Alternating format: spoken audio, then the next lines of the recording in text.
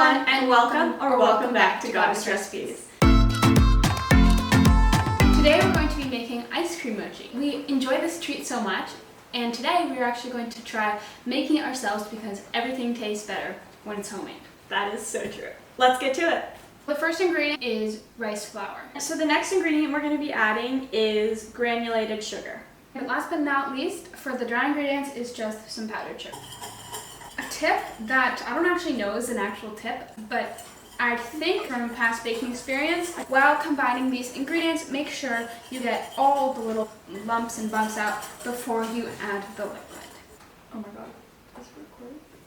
And the last ingredient in the base of this mochi dough is 1 cup of water. Now we're just going to fold all the ingredients together. Gel food coloring is more concentrated, so you actually need less of the product. It won't affect the flavor or the texture as much. We've added a bit too much food coloring. It's quite a bright magenta shade of red.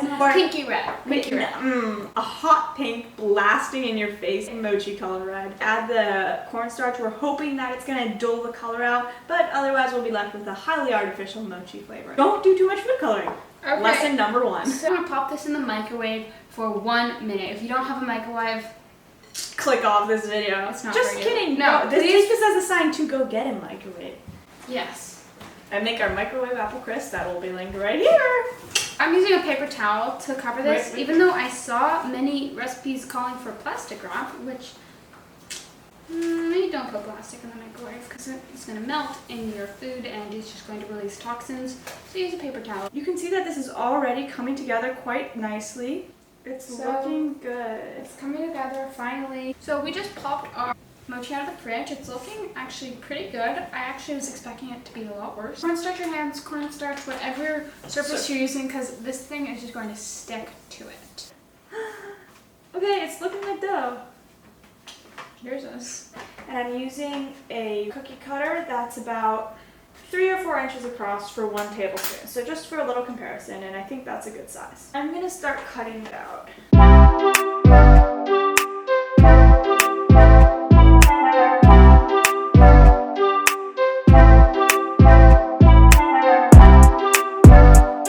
So we're gonna clean up this mess.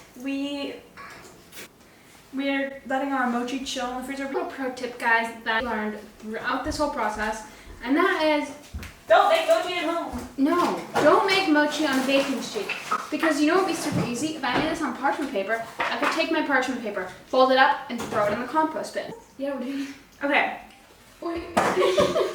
We have come to the time when we need to do our first taste test. Okay. It's almost 4 o'clock and we started this at 1 o'clock. No, You've been at this for a this while. at like 1. Oh, yeah. I thought that was gonna be disgusting. I'm gonna give it a 8. Mine is a little bit dry. I'm not sure why that is. I also think that might be because I put too much cornstarch in when rolling. But they look pretty cute. But I'd give it probably a 7 out of 10. I also don't think the color is the most appetizing. My ice cream is coconut based. It doesn't go well.